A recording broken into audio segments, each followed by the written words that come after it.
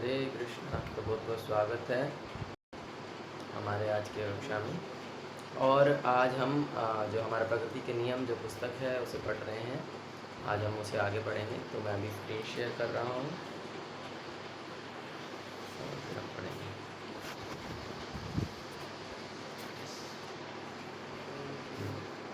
तो आज हमें पढ़ना है यहाँ से भौतिक शक्ति क्या है। तो एक बार थोड़ा सा याद कर लेते हैं कि हमने पिछले सेशन में क्या पढ़ा था। तो एक्चुअल में ये अभी टॉपिक ही शुरू हुआ है जो कि है ईश्वर तथा उनकी शक्तियाँ। तो यहाँ पर हम ईश्वर क्या होते हैं और उनकी शक्तियाँ क्या हैं उसको चर्चा कर रहे हैं। तो ईश्वर का अर्थ हमने उस दिन समझा था कि ईश्वर का अर्थ है जो नियंत्रक है, जो कंट्रोलर, मतलब ईश मतलब कंट्रोल करना, और ईश्वर वन हु कंट्रोल, जो कंट्रोल करता है, जो नियंत्रण करता है, उसी ईश्वर कहते हैं। तो इसीलिए जो ईश्वर हैं वे यानी सब कुछ नियंत्रण करते हैं। तो जैसे यहाँ पर पहली लाइन में भी लिखा है कि ईशोपनिषद बतलाती है कि हम जड़ या चेतन जो कुछ भी देखते हैं वह परमेश्वर द्वारा नियंत्रित है, तो वो ईश्वर हैं। और फिर उनकी शक्तियाँ क्या हैं, तो उनकी शक्तियाँ फिर इसमें हमने थोड़ा सा पढ़ा था। तो यहाँ पर एक बड़ा सुंदर उदाहरण दिया गया है कि जैसे सूर्य है, तो सूर्य आकाश में है और उसका जो प्रकाश है वो हर जगह पर फैला हुआ है। लेकिन कभी कभी क्या होता है कि सूर्य का प्रकाश कम हो जाता है या धूप चली जाती है ना, तो वो क्यों होता है, वो बादल के कारण होता है। तो कभी कभी हम देखते हैं कि जो बादल है वो सूर्य के प्रकाश को ढक लेता है। हालांकि जो बादल का साइज है वो बहुत छोटा है, वो बहुत नगण्य है, मतलब ना के बराबर है सूर्य के कंपैरिजन में या पूरे आकाश के कंपैरिजन में। लेकिन फिर भी वो जो है जिस जगह पर वो बादल एटलीस्ट है उस जगह पर वो उस प्रकाश को ढक लेता है। उसी प्रकार से ये जो है भौतिक जगत जो है इस आध्यात्मिक जगत का एक छोटा सा अंश है। जैसे पूरे आकाश में एक छोटा सा बादल है, उसी प्रकार से ये जो भौतिक जगत है ये पूरे जगत का या आध्यात्मिक जगत का केवल एक छोटा सा अंश है, जो कि जो है भौतिक शक्ति के द्वारा आच्छादित रहता है, भौतिक शक्ति के द्वारा जो है ढका रहता है। तो अब बात आती है भाई ये भौतिक शक्ति है क्या, तो वो हम आज पढ़ने वाले हैं। वह भौतिक शक्ति क्या है। यह भौतिक शक्ति आध्यात्मिक शक्ति का एक अन्य रूप है। जब आध्यात्मिक सक्रियता का लोप होता है तब यह प्रकट होती है। पुनः सूर्य तथा बादल का दृष्टांत लेते हैं। बादल क्या है, यह सूर्य प्रकाश का प्रभाव है। बादल कैसे बनता है, बादल तो तभी बनता है जब उस पर धूप पड़ती है पानी के ऊपर, है ना, तब वो जो है क्या होता है, सूर्य प्रकाश से समुद्र का जल भाप बनता है और यह बादल बन जाता है। तो वो जो समुद्र का पानी भाप बन करके गर्म हो करके जो भाप बन करके बादल बना है, इसका कारण भी सूर्य का प्रकाश ही है। उसी प्रकार सूर्य ही बादल का कारण है। इसी तरह परमेश्वर ही इस भौतिक शक्ति के कारण है जो उन्हें हमारी दृष्टि से ओझल कर देती है। तो ये जो भौतिक शक्ति है ये भी भगवान ने ही बनाई है, इसके कारण भी भगवान ही हैं जो हमें भगवान से दूर कर देती है, जिसके कारण हम भगवान को नहीं देख पाते हैं, है ना। जैसे कि बादल जो है वो सूर्य के कारण ही बना है, सूर्य प्रकाश के कारण ही बना है, लेकिन वो सूर्य प्रकाश को ढक लेता है, हमें हमारी दृष्टि से सूर्य प्रकाश को ओझल कर देता है। उसी प्रकार से ये जो भौतिक शक्ति है यह भी परमेश्वर के द्वारा बनाई गई है और ये क्या करती है, ये हमें परमेश्वर को ही हमारी दृष्टि से ओझल कर देती है। इसी तरह इस भौतिक जगत में दो प्रकार की शक्तियाँ कार्य कर रही हैं, आध्यात्मिक शक्ति और भौतिक शक्ति। भौतिक शक्ति में 8 भौतिक तत्व निहित हैं, पृथ्वी, जल, अग्नि, वायु, आकाश, मन, बुद्धि और मिथ्या अहंकार। ये स्थूलतर से सूक्ष्मतर के क्रम में व्यवस्थित होते हैं। तो ये जो 8 तत्व हैं ये स्थूल हैं, स्थूल से फिर धीरे धीरे सूक्ष्म हो रहे हैं। समझ तात्पर्य क्या है, जैसे पृथ्वी है तो पृथ्वी भूमि वो सबसे ज़्यादा स्थूल है, सबसे ज़्यादा सॉलिड चीज़ है, आप उसके ऊपर खड़े हो सकते हैं, आप उसे स्पर्श कर सकते हैं, आप, है ना। इस प्रकार से पृथ्वी यानी जो मिट्टी से जो चीज़ें बनी हैं वो चीज़ें सबसे अधिक स्थूल हैं, वो सब चीज़ें सबसे ज़्यादा सॉलिड होती हैं, है ना। फिर उसके बाद क्या है, उसके बाद है जल, उसके बाद पानी है। अब पानी भी सॉलिड है एक प्रकार से, वो भी मतलब एक स्थूल चीज़ है, लेकिन वो उतना स्थूल नहीं है जितना कि पृथ्वी है ना। फिर उसके बाद है अग्नि, अग्नि उससे कम स्थूल है, फिर वायु, फिर आकाश, फिर मन, फिर ये सूक्ष्म में चला गया, एकदम सूक्ष्म हो गया अभी। मन, बुद्धि और फिर अहंकार, ये सूक्ष्मतर चीज़ें हैं। मिथ्या अहंकार सबसे ज़्यादा सूक्ष्म होता है, बहुत सूक्ष्म रूप में हमारे अंदर होता है, उसको देख नहीं सकते हम बिल्कुल भी, लेकिन वो पता चल जाता है कि हाँ किस व्यक्ति में कितना जो है अहंकार है, किस प्रकार का अहंकार है, यह पता चल जाता है ना। तो जल, वही सेम चीज़ एक्सप्लेन किया, जल पृथ्वी से सूक्ष्म है, अग्नि जल से सूक्ष्म है इत्यादि। इस तरह जो तत्व जितना ही अधिक सूक्ष्म है वह उतना ही अधिक शक्तिशाली है। उदाहरणार्थ, मन की गति से आप 1 सेकंड में कई हजार मील जा सकते हैं, किंतु मन से भी अधिक शक्तिशाली बुद्धि है और बुद्धि से भी अधिक शक्तिशाली है आध्यात्मिक शक्ति। हाँ, तो इसीलिए हम देख सकते हैं कि हम गाड़ी की स्पीड से जाएंगे तो हम, उसका बहुत लिमिट है 120 130 है ना, उस तक जा सकते हैं मैक्सिमम, है ना। तो उसके बाद फिर हम देखते हैं वायु का स्पीड बहुत ज़्यादा तेज़ होता है ना, बहुत जो है वायु जो है बहुत फास्ट ट्रैवल करती है। देन फिर उसके बाद हम देखते हैं लाइट का स्पीड आकाश में बहुत फास्ट ट्रैवलिंग करती है, उससे भी ज़्यादा, है ना। फिर और शब्द का, वो भी आकाश तत्व में आता है, तो शब्द का स्पीड वो भी बहुत तेज़ है, लेकिन उससे भी ज़्यादा तेज़ है मन की गति, उससे भी तेज़ है मन की गति, कि उसमें आप क्या कर सकते हैं। अभी आप यहाँ पर बैठे हो, आप लंदन के बारे में सोचो, you are immediately in London, आप इमीडिएटली लंदन में पहुँच जाएंगे। उसके बाद आप फिर ऑस्ट्रेलिया के बारे में सोचो, इमीडिएटली आप ऑस्ट्रेलिया पहुँच जाएंगे। ऐसे आप जहाँ के बारे में सोचेंगे, मन को जहाँ पर लगाएंगे, इमीडिएटली 1 सेकंड में आप जो है कई हज़ार मील दूर जा सकते हैं।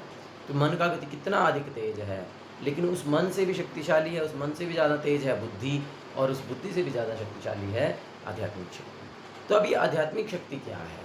अभी हमने समझा भौतिक शक्ति क्या है। भौतिक शक्ति ये 8 चीज़ें हैं, ये भगवान की भौतिक शक्ति हैं। और आध्यात्मिक शक्ति क्या है? इसका उल्लेख भगवद गीता में कृष्ण द्वारा हुआ है। अपरेयमितस्त्वन्याम प्रकृतिम विद्धि में पराम जीवभूताम। तो ये जीवभूताम, मेरी निकृष्ट भौतिक प्रकृति से परे दूसरी शक्ति है जो आध्यात्मिक है, इसमें जीवात्माएं संनिहित हैं। तो भगवान की जो अपरा या भौतिक शक्ति जो है वह ये 8 चीज़ें हैं, जो कि भगवद गीता के 7वें अध्याय के 4थे श्लोक में बताया। और फिर 7वें अध्याय के 5वें श्लोक में भगवान ने अपनी उत्कृष्ट प्रकृति को, या फिर जिसको आध्यात्मिक प्रकृति बोलते हैं, आध्यात्मिक शक्ति है, उसका वर्णन किया है। और वो क्या है? जीवभूता, वो जीव हैं, वो जीवात्माएं हैं। हम सारे जीव भी शक्ति हैं, किंतु श्रेष्ठ शक्ति है ना। ये चीज़ पहले भी प्रभुपाद इसको डिस्कस किए थे कि हम सब जो हैं शक्ति हैं, भगवान की शक्ति हैं, लेकिन हम श्रेष्ठ हैं। किससे श्रेष्ठ हैं? हाँ, यही बोला है, हम श्रेष्ठ किस तरह से हैं? क्योंकि हम निकृष्ट शक्ति अर्थात पदार्थ को नियंत्रित कर सकते हैं। ये हमने पहले भी इस चीज़ को समझा था, है ना। अमेरिका का उदाहरण दिया प्रभुपाद ने कि अमेरिका वो पूरा खंडर था, और उसमें जब लोग गए तब उसको उन्हीं पदार्थों का प्रयोग करके उसको बसाया गया। या इसी प्रकार से हम और भी कई उदाहरण दे सकते हैं कि जैसे कोई वाहन है, कोई गाड़ी है, कुछ भी है, अगर वो खड़ी है तो हज़ारों सालों तक भी खड़ी रहेगी, वो ख़त्म हो जाएगी, है ना, लेकिन वो वहीं की वहीं खड़ी रहेगी, वो अपने आप से कहीं नहीं जा सकती है। लेकिन जब उसके अंदर एक जीव, एक व्यक्ति जा कर के बैठता है और उसको चलाता है, तो वो उसका बहुत यूटिलाइजेशन कर सकता है ना। इसी प्रकार से, या अगर उस गाड़ी को बनाने का प्रोसेस देखा जाए तो वो केवल वही पदार्थ है, केवल वही लोहा है, वही टीन है, वही सारी चीज़ें हैं, लेकिन उसका प्रयोग करके, उसको कंबाइन करके जो है उसे एक प्रयोग करने की वस्तु में एक जो है बदला गया है जीव के द्वारा, किसी व्यक्ति के द्वारा, है ना। क्यों? तो इसीलिए हम जो जीव हैं वे जो निकृष्ट शक्ति है, यानी ये जो भौतिक पृथ्वी, अग्नि, जल, आकाश, वायु और मन, बुद्धि, अहंकार, इससे ऊपर है। तो पदार्थ में अपने आप कार्य करने की शक्ति नहीं होती, पदार्थ अपने आप से कोई कार्य नहीं कर सकता। ये देखिए, एक विशाल हवाई जहाज आकाश में बहुत अच्छी तरह उड़ सकता है, किंतु जब उसमें आध्यात्मिक शक्ति अर्थात चालक ना हो, वह व्यर्थ है। जेट जहाज हवाई अड्डों पर हजारों वर्षों तक पड़ा रहेगा, यह तब तक नहीं उड़ेगा जब तक आध्यात्मिक शक्ति का छोटा सा अंश अर्थात चालक आकर उसे हाथ नहीं लगाता। तो फिर ईश्वर को समझने में कठिनाई क्या है? यदि ऐसी अनेकानेक विशाल मशीनें हों जो आध्यात्मिक शक्ति जीव के स्पर्श के बिना हिल डुल ना सकें, तो फिर आप यह किस प्रकार तर्क कर सकते हैं कि यह संपूर्ण भौतिक शक्ति बिना किसी नियंत्रण के स्वतः कार्य करती है। ऐसा मूर्खतापूर्ण का तर्क कौन करेगा? अतः लोग यह नहीं समझ पाते कि यह भौतिक शक्ति परमेश्वर द्वारा किस तरह नियंत्रित है। वे अल्प बुद्धि वाले हैं। वे ईश विहीन व्यक्ति जो यह विश्वास करते हैं कि यह भौतिक शक्ति स्वतः कार्य करती है, नीरे मूर्ख हैं। ईशोपनिषद का कथन है, प्रत्येक सजीव या निर्जीव वस्तु पूर्ण पुरुषोत्तम भगवान द्वारा नियंत्रित है एवं वे ही इसके मालिक हैं। चूँकि वे परम नियंता हैं, अतएव वे परम स्वामी भी हैं। हम अपने व्यवहारिक अनुभव से देखते हैं कि जो व्यक्ति व्यापारिक प्रतिष्ठान का नियंत्रण करता है वही उसका मालिक होता है। इसी तरह चूँकि ईश्वर इस भौतिक जगत के नियंता हैं, अतः वे इसके स्वामी भी हैं। नियंता मीन्स कंट्रोलर, जो कंट्रोलर होता है वही ऑनर होता है। तो इसीलिए भगवान जो है इस संसार के कंट्रोलर भी हैं और at the same time owner भी हैं। इसका अर्थ यह हुआ कि जहाँ तक संभव हो हमें हर वस्तु भगवान की सेवा में लगानी चाहिए। तो हर चीज़ जो है वो ऑनर से रिलेटेड होती है। तो इसीलिए इस संसार में जो कोई भी वस्तु है उसका प्रयोग किसके लिए होना चाहिए? इसके जो स्वामी है, और इसके स्वामी कौन है? भगवान है। तो इसीलिए वो भगवान के लिए प्रयोग की जानी चाहिए। तो फिर हमारी निजी आवश्यकताओं का क्या होगा? अब अगर हम सब कुछ भगवान की सेवा में लगा देंगे तो हमारी आवश्यकताओं का क्या होगा? इसकी व्याख्या ईशोपनिषद में हुई है। मनुष्य को चाहिए कि केवल उन्हीं वस्तुओं को स्वीकार करे जो उसके लिए आवश्यक हों और जिन्हें उसके हिस्से के तौर पर नियत किया गया हो। उसे अन्य वस्तुएं स्वीकार नहीं करनी चाहिए, क्योंकि उसे यह अच्छी तरह पता है कि वे किसकी हैं। तो हमें जब पता है कि कोई चीज़ किसी दूसरे की है तो हमें उसका फालतू यूज़ नहीं करना चाहिए। तो इसीलिए ये समझ कर कि प्रत्येक वस्तु भगवान की है और भगवान की सेवा में प्रयोग करनी चाहिए, लेकिन उसमें से मुझे जितनी प्राप्त हुई हैं, मेरे हिस्से में जितनी नियत की गई हैं, जितनी मेरे लिए आवश्यक हैं, उतनी वस्तुओं को मैं अपने लिए प्रयोग करूँगा, बाकी सब मैं भगवान की सेवा में लगा दूँगा। ये जानते हुए कि वे वस्तुएं जो हैं वो भगवान की हैं। कृष्ण भावनामृत का अर्थ है वस्तुओं को यथारूप में समझना। अतः यदि हम इन सिद्धांतों को समझ लें तो हम कृष्ण भावनामृत में भली भांति स्थित हो जाएंगे। तो इसलिए हमको ये समझना है कि प्रत्येक वस्तु जो है वो भगवान से संबंधित है, प्रत्येक वस्तु के स्वामी जो है वो भगवान है। इसीलिए हमें प्रत्येक वस्तु को भगवान की सेवा में प्रयोग करना है, भगवान की सेवा में उसको लगाना है। यही कृष्ण भावनामृत है। ठीक है, आगे कोई और पढ़िए कृष्ण की स्थिति।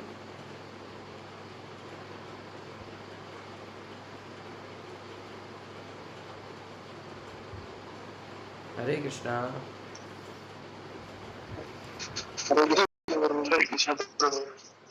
कोई भी पढ़िए एक बार, फिर आगे।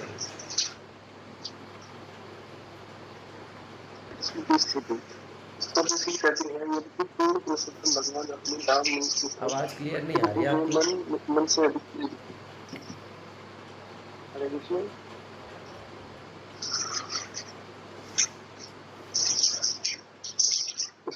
कहती है, यदि पूर्ण पुरुषोत्तम भगवान अपने धाम में स्थित है, फिर भी वे मन से अधिक तेज है और वे दौड़ में शब्दों से आगे निकल सकते हैं। देवता भी उन तक नहीं पहुंच पाते। व्यक्ति ये एक स्थान भी एक ही स्थान पर रहते हैं, किंतु वे वायु तथा वर्षा प्रदान करने वाले देवताओं को नियंत्रित करते हैं। वे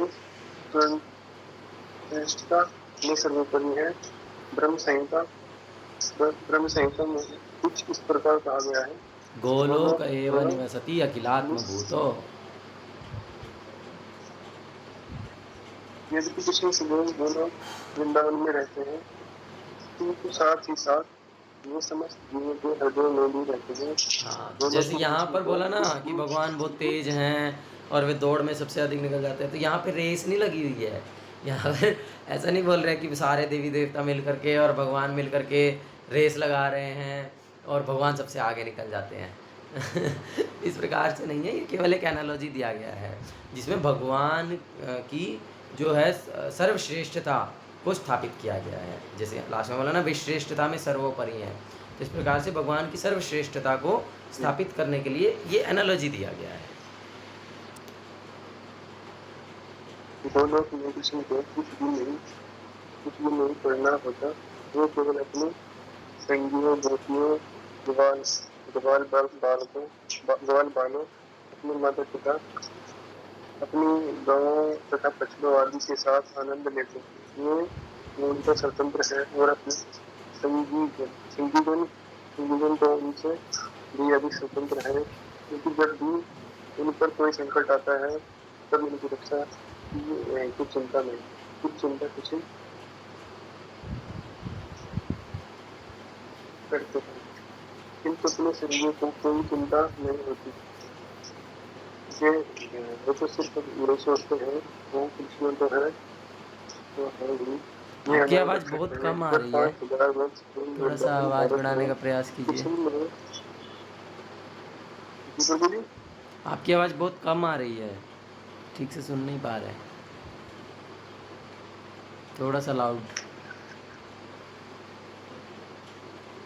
वो कृष्ण तो है ही, वो हमारी रक्षा करेंगे। जब 5000 वर्ष पूर्व वृंदावन भारत में कृष्ण ने अपनी लीलाएं की, तो वे नित्य ही अपने ग्वाल बाल सखाओं गाँव बछड़ों के साथ यमुना नदी के तट पर जंगल में खेलने जाया करते थे। एक बार मैं यहाँ तक एक्सप्लेन कर दूँ, फिर आगे ये लीला पढ़िएगा।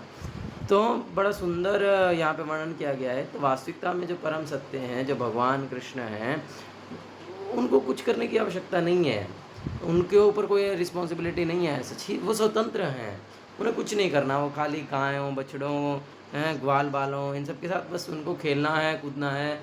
इस प्रकार से जो है वो टेंशन फ्री है एकदम, उनको स्वतंत्र है, उनको कुछ करने की आवश्यकता नहीं है।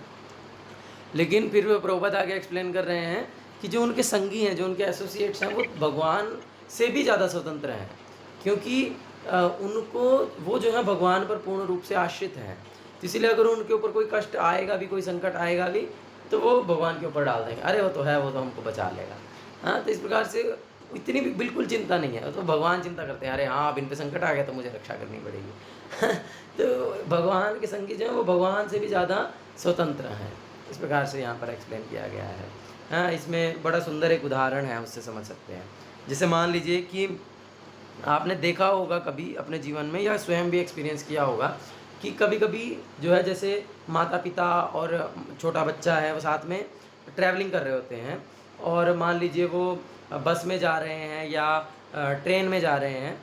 तो क्या होता है, मान लीजिए टीटी आ गया ट्रेन में टिकट चेक करने के लिए, या बस में कंडक्टर आ गया टिकट काटने के लिए, और वो बच्चे को बोलेगा टिकट दिखाओ। हाँ, और बच्चा क्या करेगा, वो थोड़ी बोलेगा मेरे पास टिकट नहीं है, ये है वो है, हाँ मुझे पता नहीं। वो क्या बोलेगा, वो सीधा अपने पिताजी की तरफ उंगली कर देगा, हाँ ये है, उनसे पूछो उनकी। तो उसको कोई टेंशन नहीं है, उसको कोई चिंता नहीं है, उसको पता है अभी वो है, वो मैनेज करने वाले हैं वो। तो इसीलिए वो एकदम चिंता से मुक्त रहता है बच्चा जो है, क्योंकि उसे पता है कि मेरे को केयर करने वाले, या मेरे को जो भी प्रॉब्लम है उसको सॉल्व करने के लिए मेरे माता पिता मेरे साथ हैं, है ना, इस प्रकार से। लेकिन जब व्यक्ति अगर अकेला ट्रैवलिंग कर रहा होगा तो फिर तो उसको पूरा टेक केयर रखना पड़ेगा ना, अरे हाँ मेरे पास टिकट है, मेरे पास ही रहे, कहीं इधर उधर गुम ना हो जाए, गिर ना जाए, टीटी आएगा तो दिखानी पड़ेगी, ये है ना, इस प्रकार से। तो वो जो है भगवान पर पूर्ण रूप से आश्रित हैं, भगवान के जो संगी हैं, इसीलिए उनको कोई चिंता ही नहीं है। पढ़िए। कृष्ण तथा उनके मित्रों का वध करने के प्रयास के लिए किसी असुर को भेजा करता था। फिर भी सारे ग्वाल निश्चित होकर अपनी प्रेरणाओं का आनंद लेते रहते थे, क्योंकि वे कृष्ण द्वारा अपनी रक्षा किए जाने के प्रति इतने आश्रित रहते थे। यही है आध्यात्मिक जीवन, जिसकी शुरुआत कृष्ण की शरण में जाने से होती है। हाँ, तो यहीं से शुरुआत है, वही बोला ना कि वो अपने माता पिता को आश्रित है बच्चा। हेलो, हरे कृष्णा। हेलो, कुछ बोल रहे हैं? मैं आऊंगा, थोड़ी देर में आऊंगा वापस। अपने म्यूट रखिए। हाँ, आपको लेके जाऊंगा, ठीक है। हरे कृष्णा। कौन बोल रहे हैं? म्यूट रखिए जब तक आप नहीं बोल रहे हैं। तो कृष्ण की शरण में जाने से आध्यात्मिक जीवन की शुरुआत होती है।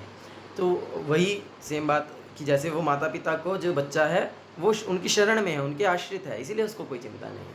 उसी प्रकार से हम भी जितने भी ये भौतिक दुख हैं, कष्ट हैं, परेशानी है, चिंताएं हैं, उन सब से मुक्त हो जाएंगे अगर हम जो है भगवान कृष्ण की शरण में चले जाएंगे।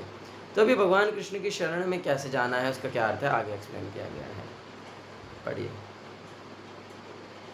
कृष्ण की शरण में जाने का अर्थ है यह प्रबल विश्वास होना कि कृष्ण हमें किसी भी घातक स्थिति से बचाएंगे। शरण में जाने के लिए पहला कदम यह है कि जो भौतिक शक्ति के अनुकूल हो हम उसे अपनाएं। तब तब हमें शक्ति के लिए प्रतिकूल हर वस्तु का अस्वीकार करना चाहिए। अगला कदम यह विश्वास है कि कृष्ण प्रत्येक स्थिति में हमारी रक्षा एवं पालन करेंगे। वस्तुतः में हर एक हर एक को पहले से ही संरक्षण प्रदान कर रहे हैं और हर एक का पालन कर रहे हैं। यह सत्य है, किंतु मायावश हम सोचते हैं कि हम अपनी रक्षा या अपना भरण पोषण न कर रहे हैं। तो देखो जो आचार्य हैं ना, जो प्रामाणिक साधु हैं, वे केवल शास्त्रों की बात ही बोलते हैं, वे केवल जो शास्त्रों में लिखा गया उसी को ही वे दोहराते हैं। अब जब हम धीरे धीरे शास्त्र को पढ़ते हैं तब समझ में आता है, मतलब कि हाँ देखो हर एक शब्द जो है शास्त्रों से है। अगर अभी हम पढ़ रहे हैं तो मुझे हर एक जो भी लाइन है उसके लिए एक संस्कृत का एक श्लोक याद आ रहा है। ये जो बड़ा सुंदर ये शरणागति का यहाँ पर एक्सप्लेनेशन दिया गया है। हाँ, तो प्रभुपाद जी ये भी बड़ा सुंदर हरि भक्ति विलास जो एक शास्त्र है उसमें से ये कोटेशन दे रहे हैं। बड़ा सुंदर श्लोक है। आनुकूल्यस्य संकल्पो प्रातिकूलस्य वर्जनम रक्षिष्यति इति विश्वासो गोप्तृत्वे वर्णम तथा आत्मनिक्षेपकारपण्य षड्विधा शरणागति। जो भगवान की शरणागति है वो क्या है, भगवान को शरण में कैसे जाना है वो क्या है, तो भगवान की शरण में जाना है ये कि जिसमें आनुकूल से संकल्प हो, जो भक्ति के अनुकूल जो चीज़ें हैं उन्हें स्वीकार करना, उन्हें अपनाना, है ना। और प्रातिकूल से वर्जनम, और जो भक्ति के प्रतिकूल हैं उसको अस्वीकार करना, उसको छोड़ देना। रक्षिष्यति इति विश्वासो, और गोप्तृत्व वर्णम तथा हर यह विश्वास होना हर स्थिति में कि भगवान मेरी रक्षा करेंगे, भगवान मेरा पालन करेंगे। फिर है आत्मनिक्षेप कार्पण्य, प्रत्येक कार्य भगवान की प्रसन्नता के लिए करना, और ये सब करते हुए भी विनम्र रहना। तो ये 6 लक्षण हैं शरणागति के, ये 6 पॉइंट्स हैं जो हमको मतलब शरणागति करने का अर्थ है इन 6 नियम, इन 6 चीज़ों का पालन करना, है ना। तो लेकिन यहाँ पर बता रहे हैं कि वास्तविकता में तो भगवान हर किसी को ही संरक्षण दे रहे हैं, हर किसी का पालन कर रहे हैं, है ना। जैसे कि इसमें प्रभुपाद उदाहरण देते हैं कि अफ्रीका के हाथी हैं तो वो एक समय में 40-40 किलो खाना खाते हैं, और कितने ही हजारों हाथी हैं, उनको खाना कौन दे रहा है। वो तो कोई 9 to 5 जॉब नहीं कर रहे हैं, वो तो कोई बिजनेस नहीं कर रहे हैं, वो तो किसी का नौकरी नहीं कर रहे हैं, तो उनको खाने के लिए कौन दे रहा है, हैं। इवन चींटी से लेकर के वो बहुत बड़े से बड़े जानवर को भी जो है सबको खाने के लिए भगवान दे रहे हैं। लेकिन मायावश, जैसे यहाँ पे बोलो ना मायावश, हम यहाँ सोचते हैं कि मायावश हम ये सोचते हैं कि अगर मैं 9 to 5 जॉब नहीं करूँगा, मैं जो हूँ अगर कुछ काम नहीं करूँगा लाइवलीहुड के लिए, तो मैं जी नहीं पाऊँगा, मेरा भरण पोषण नहीं होगा। हाँ, ये हम मायावश सोचते हैं। और अगर मैं अपनी रक्षा नहीं करूँगा तो मेरी रक्षा नहीं होगी। तो इस प्रकार से हम अगर भगवान को शरणागति करेंगे तो यहाँ पे बोला ना, अगर हम भगवान को शरणागति करेंगे तो भगवान हमें किसी भी घातक स्थिति से बचाएंगे। कृष्ण की शरण में जाने का अर्थ है यह प्रबल विश्वास होना कि कृष्ण हमें किसी भी घातक स्थिति से बचाएंगे, कि भगवान मेरा पालन करेंगे, भगवान मेरी रक्षा करेंगे। इस बात में दृढ़ विश्वास होना ही भगवान को शरणागति है ना। चलिए पढ़िए आगे। भक्तों की सुरक्षा तथा उनके निर्वाह का जिम्मा इस समय ही लेते हैं। वो सामान्य जीवात्माओं का जिम्मा मायादेवी अर्थात कृष्ण की बहिरंगा शक्ति लेती है। बद्ध जीवों को दंड देने के लिए मायादेवी कृष्ण की एजेंट है। यह राज्य जैसी स्थिति ही है। यह राज्य जैसी स्थिति अच्छे नागरिकों की देखभाल सीधे सरकार करती है। और अपराधियों की देखरेख बंदी विभाग के माध्यम से कराती है। बंदी गृह में सरकार ध्यान रखती है कि बंदियों को पर्याप्त भोजन मिले और बीमार पड़ने पर अस्पताल में उनका उपचार हो सके। सरकार उनकी देखरेख करती है, बिल्कुल दंड के अधीन। हाँ, तो जिस प्रकार से इस तरह राज्य में जितने भी लोग हैं उन वे सब सरकार उनका ध्यान रखती है कि सरकार उनको रोजगार प्रदान, आदर्श रूप से बात हो रही है। अब आप कहोगे कि आजकल तो इतने सारे लोग बेरोजगार हैं, ये है, तो वो ये तो अभी करप्शन हो रहा है ना, लेकिन आदर्श रूप में देखा जाए तो ये सरकार का, ये राज्य का कार्य है कि वह जो है उसके राज्य में सभी सुखी हों, सबको खाने को पर्याप्त भोजन हो, सबके पास रोजगार हो। इस प्रकार से ये सारे प्रबंध करना ये सरकार का कार्य है। तो जो अच्छे नागरिक हैं उनको सरकार इस प्रकार से सीधे डायरेक्ट जो है देखभाल करती है, डायरेक्ट उनके लिए अरेंजमेंट करती है। और अगर कोई अपराधी हैं, चोर हैं, कोई अपराध किए हैं, कुछ गलत कार्य किए हैं, तो उनके लिए बंदी विभाग बनाया गया है। उनको भी सरकार ही मैनेज करती है, उनकी देखभाल भी सरकार ही करती है। उनको खाने के लिए, उनको भी हॉस्पिटल लेके जाना है, कुछ है, वो सब भी सरकार ही देखती है। लेकिन वो उनके दंड के अधीन में रह करके, उसको आपने कई बार देखा भी होगा कि हाथ में हथकड़ी लगा है और हॉस्पिटल में किसी को दिखाने के लिए लाए हैं। जनरली गवर्नमेंट हॉस्पिटल में हम देखते हैं कई बार, है ना। तो वो दंड के अधीन है, लेकिन उसकी पूरी देखरेख सरकार द्वारा की जा रही है।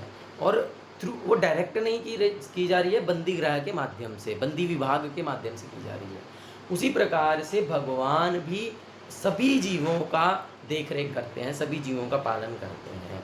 लेकिन जो भगवान के भक्त हैं उनका भगवान प्रत्यक्ष रूप से पालन करते हैं, और जो भगवान के भक्त नहीं हैं, जो अपराधी हैं, उनको भगवान अपनी माया देवी के माध्यम से देखभाल करते हैं, उनका भी पूरा देखभाल करते हैं। लेकिन क्योंकि वो जो अपराध है उसका दंड के अधीन रख करके उनको जो है भगवान देखभाल करते हैं। वैसे तो समय हो गया, लेकिन हम ये वाला टॉपिक कंप्लीट कर लेते हैं, थोड़ा सा ये एक पेज है। कोई और पढ़िए।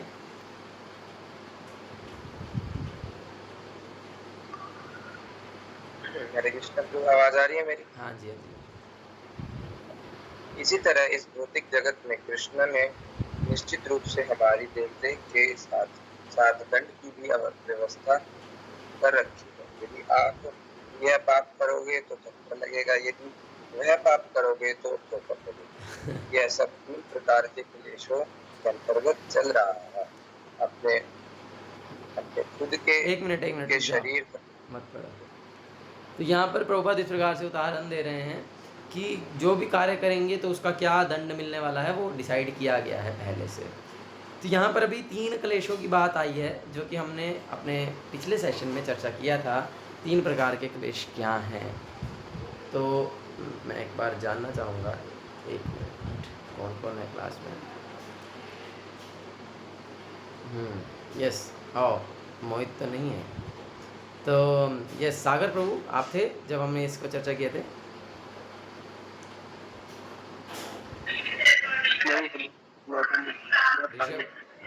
ऋषभ प्रभु तो थे। ऋषभ प्रभु याद है 3 प्रकार के क्लेश?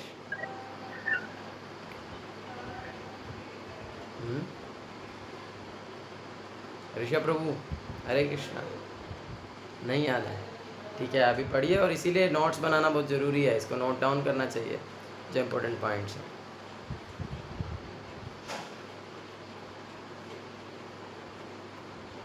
पढ़िए 3 प्रकार के क्लेश या क्या हैं।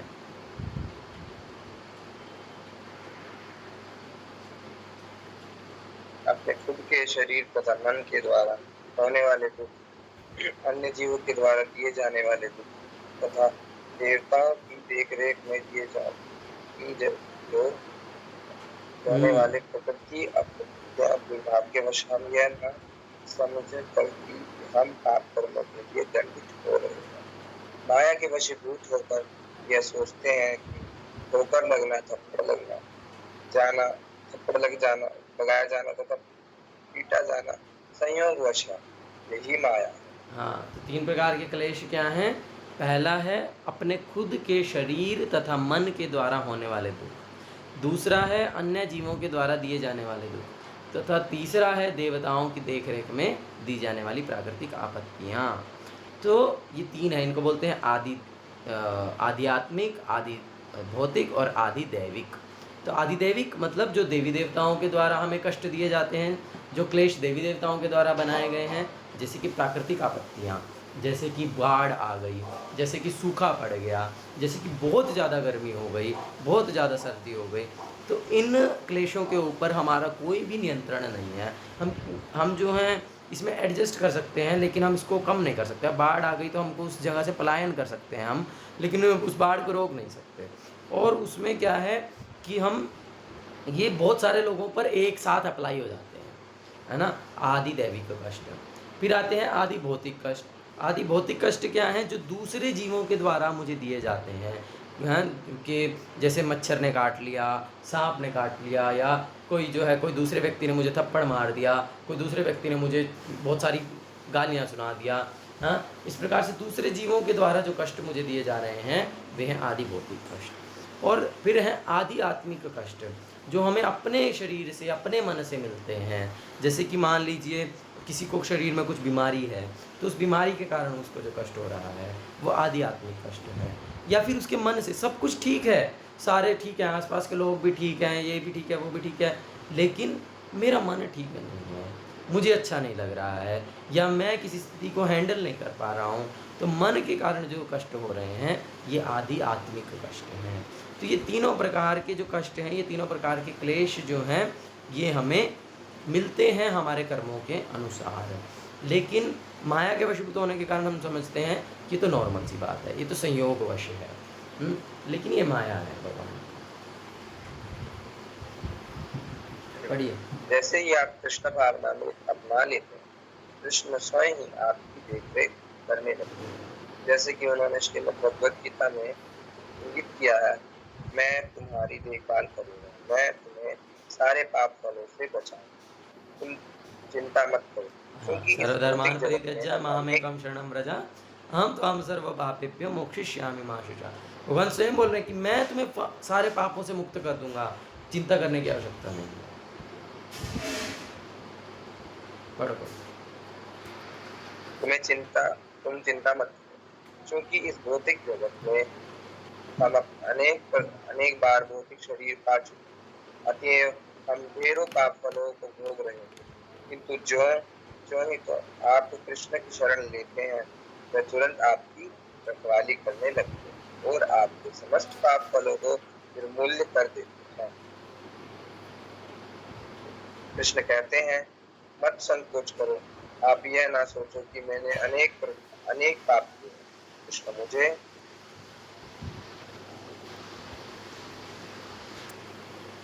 कृष्ण मुझे किसी तरह बचाए।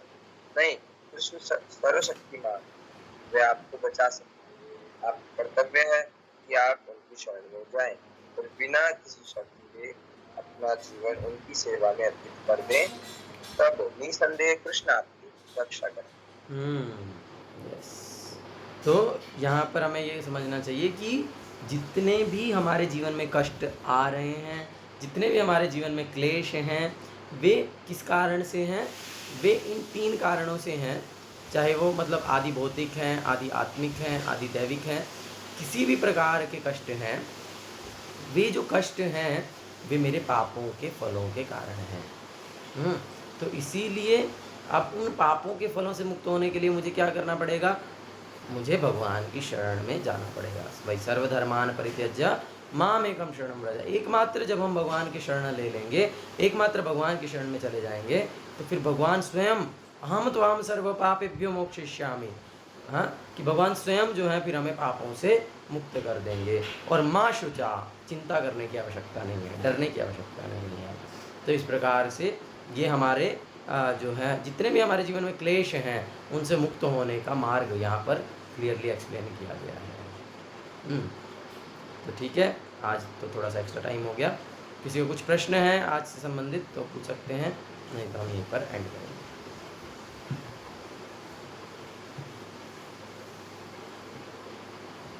ठीक है, कोई प्रश्न नहीं है, एंड करते हैं। हरे कृष्णा कृष्ण कृष्ण हरे हरे, हरे राम राम राम हरे हरे। जय श्रील प्रभुपाद की जय। विदाई वर्तमान हरे हरे।